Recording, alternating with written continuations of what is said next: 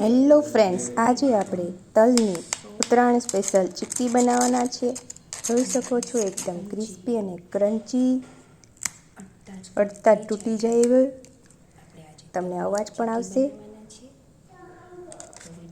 આવી મસ્ત મજાની આપણે ચીક્કી બનાવવાના છે. તો ચલો એની અલગ જ ટિપ્સ સાથે વિડીયોને અંત સુધી જોજો. વેલકમ ટુ માય ચેનલ રસોડાની રંગત.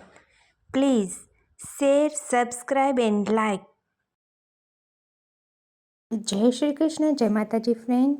આજે આપણે બનાવવાના છે તલની ચીક્કી. તો તેના માટે આપણે પ્રિપેરેશન કરી લઈએ. તો એક લાદી ઉપર મેં તેલ અપ્લાય કરી અને સારી રીતે ગ્રીસ કરી દીધું છે. અને આ તલ લીધા છે, સારી રીતે ચાળી એને ચોખ્ખા કરી નાખ્યા છે.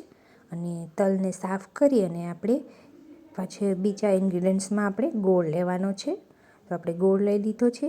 અને હવે સાઈડમાં આપણે એક આવો રીતના વાટકાને ગ્રીસ કરી તેલથી અને રાખેલો છે. જે તલને તમે વેલણ પણ રાખી શકો છો, પણ આનાથી તલને સારી રીતે બેસાડી અને આપણે ચીક્કી બનાવીશું. હવે એક પેનમાં આપણે ગેસ ચાલુ કરી દઈએ અને એક પેનમાં આપણે ગોળ એડ કરી દેવાનો છે. હવે ગોળને સારી રીતે આપણે મેશ કરવાનો છે. અને એની સાથે સાથે આપણે 1/2 ટીસ્પૂન જેટલું થોડું એવું પાણી એડ કરી દઈશું, જેથી ગોળે એકદમ પીગળી જાય. પાણી થોડું એવું નાખવાનું છે. અને આપણે હવે ગોળનો પાક તૈયાર કરવાનો છે. તો આપણે ગોળને ઓગળવા મૂકી દઈએ અને ધીમે ધીમે ગરમ થશે. અને આમાં ઉતાવળ કરવાની નથી.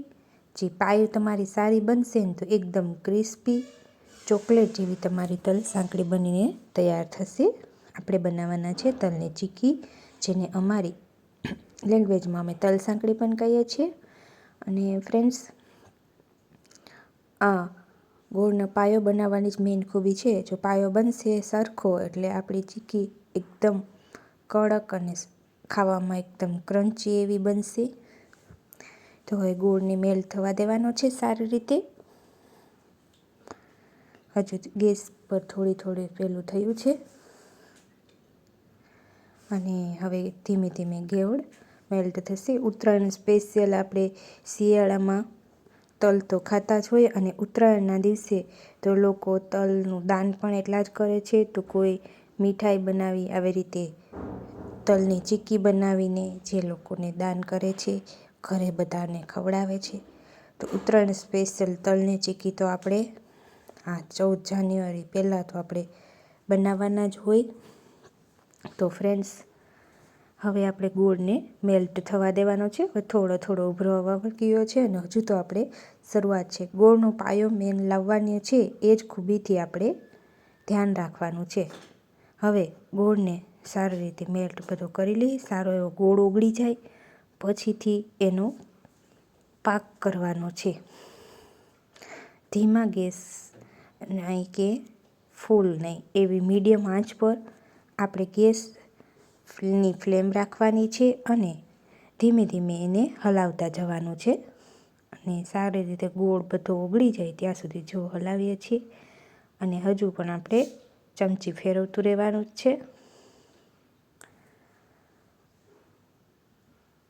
હજુ ગોળમાં સાદી એવી ફીણ આવી છે. હજુ તો આપણે એકદમ સારું તારની ચાસણી થઈ જાય ને પાય એવું એકદમ આકરો ગોળ શેકાવા દેવાનો છે.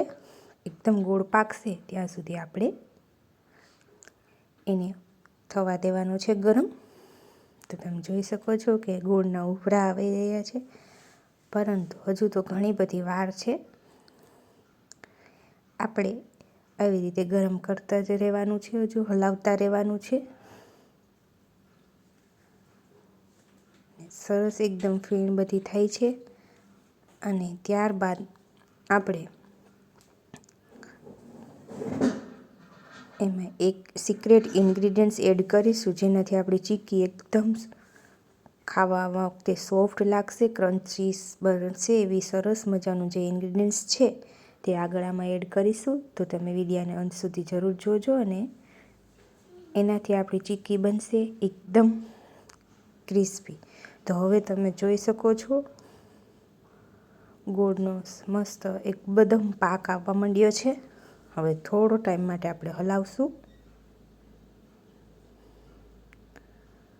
ગોળનો આવો સારો એવો પાયો થવામાં જ મેઇન ખૂબી છે અને આવો પાયો થવા જ દેવાનો, એકદમ ગોળને પાકવા દેવાનો છે. આ સમયે આપણે ખાસ ધ્યાન રાખવાનું છે કે થોડો એવો ગોળ ઓગળે અને તમે આમાં તલ નાખી દો તો પછી, અને તલને પણ તમે બે રીતે યુઝ કરી શકો છો. તલને શેકીને પણ તમે એડ કરી શકો છો અને ડાયરેક્ટ પણ તલને તમે આમાં ગોળમાં પાયામાં નાખી શકો છો. હવે ગોળ એકદમ પાકવા આવ્યો છે, તમે જોઈ શકો છો. ગોળનો પાક થઈ ગયો છે. હવે સ્પીડમાં થોડો ટાઈમ આપણે હલાવી નાખશું, જેથી ગોળ જરા પણ કાચો ન રહે, અને કાચો ગોળ રહે તો બધી ચીક્કી ચોંટી જાય અને એનો શેપ પણ ના આવે બરાબર, કે જે તમે હાથમાં લ્યો તો જેમ વાળો એમ વળવા માંડે એવી ચીક્કી બને છે. પણ ગોળનો પાયો સરસ થયો હશે તો ચીક્કી આપણી પરફેક્ટ બનશે. આ એક જ વાતનું ખાસ આપણે ધ્યાન રાખવાનું છે. હવે આપણે ધીમા ગેસ ઉપર થોડો ટાઈમ માટે હલાવીએ છીએ.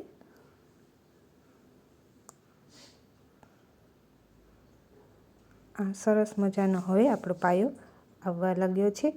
તો આ સમયે આપણે આમાં થોડું 1/2 ટીસ્પૂન જેટલું ઘી એડ કરી દીધું છે અને 1 ચપટી બેકિંગ સોડા એડ કર્યા છે ફ્રેન્ડ્સ, જેથી કરીને આપણા ચીક્કી એકદમ સરસ ક્રિસ્પી બનશે. તો આ એક ઇન્ગ્રીડિયન્ટ્સ મેન છે. અને આપણો ગોળ એનાથી પણ જોઈ શકો છો તમે ફહોરો થવા માંડશે. અને હવે આપણે આમાં આપણા બધા જે તલ છે એને એડ કરી દેવાના છે. તલને શેકીને એડ કરો કે ડાયરેક્ટ એડ કરો એ તમારા ઉપર ડિપેન્ડ છે કે તમારે કઈ રીતે તલ લેવા છે.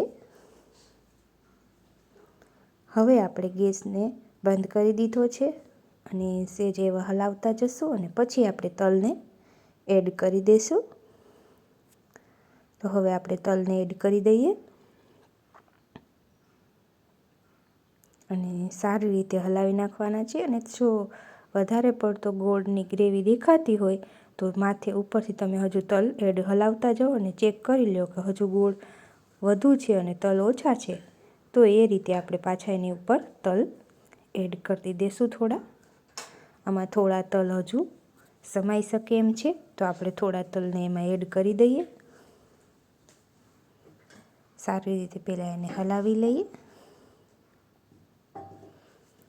થોડા એવા મેં મુઠ્ઠી 1 તલ પાછા એડ કર્યા છે અને હવે આને સ્પીડમાં એકદમ હલાવી અને ફટાફટ આપણે આપણું બેટર જે તલનું અને ગોળની પાયો જે તૈયાર કર્યો છે એને પાથરી દેવાનો છે, કારણ કે આ પછી એકદમ જામવા માંડશે તો આપણે પીસ કરવામાં પણ કઠણ થઈ જશે તો નહીં થાય. અને આપણે એને હજી તો ચીક્કીને પાથરવાની છે, એટલા માટે તો શરૂઆતમાં જ પહેલાં આપણે તેને ગ્રીસ કરી અને લાદી ઉપર બધું તૈયારી રાખી છે કે જેથી કરીને અહીંયા આપણે સ્પીડમાં આ કામ કરી શકીએ. આને હવે તમે જો વેલણથી વણો તો વેલણને પણ તેલથી ગ્રીસ કરી લેવાનું. ને સારી રીતે જો આવી રીતના બધું ભેગું સાથે ચોંટી જાય એવો આપણે પાયો કર્યો છે. એકદમ સારી રીતે આપણો તલ અને ગોળનો પાયો પાકી ગયો. ત્યારબાદ મેં શિયાળો છે એટલે સૂંઠનો પાવડર હું દરેક વસ્તુમાં યુઝ કરું છું, એ ઓપ્શનલ છે. હવે આપણે ચીક્કીને ઇન્સ્ટન્ટલી ફટાફટ પાથરી છે, જે લાદી ઉપર ગ્રીસ કરેલું હતું ત્યાં પાથરી દીધી છે અને જે વાટકો ગ્રીસ કરીને રાખ્યો હતો તેનાથી દબાવી અને હાથથી દબાવી અને આવી રીતના આપણે એને હવે પીસીસ કરવાના છે. ઊભા અને આડા આપણે સ્લાઇસરની મદદથી પીસ કરી નાખશું. તો ફ્રેન્ડ્સ હવે આપણે સ્લાઇસરની મદદથી પીસીસ કરી નાખીએ. તમે જોઈ શકો છો કે એકદમ સરસ મજાની ચીક્કી આપણી પથરાઈ ગઈ છે. હવે એને આપણે સ્લાઇસરની મદદથી કટિંગ કરીએ. તો ચલો આપણે હવે આવી રીતે કટિંગ કરી નાખવાનું છે. એકદમ ગરમ છે ત્યાં જ કરી લેવાનું. ત્યારબાદ આ એકદમ ઠંડી પડવા માંડશે એટલે કડક થઈ જશે અને અત્યારે પણ માંડ માંડ થાય છે. એકદમ વજનથી આ કરી નાખવાના છે સ્લાઇસ. હવે એને આપણે ઠંડુ પડવા દઈશું. પછી આપણે એને ઉખેડવાનું છે. ત્યાં સુધી આપણે ઠંડુ પડવા દઈએ.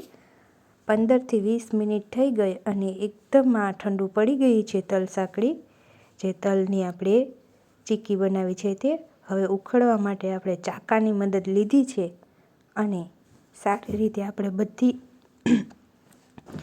પીસને ઉખેડી લેવાના છે. તમે જોઈ શકો છો કે સારી રીતે એકદમ કડક બની ગઈ છે. આ ક્રન્ચીસ ને મસ્ત મજાની આ તલની ચીક્કી બનીને તૈયાર થઈ.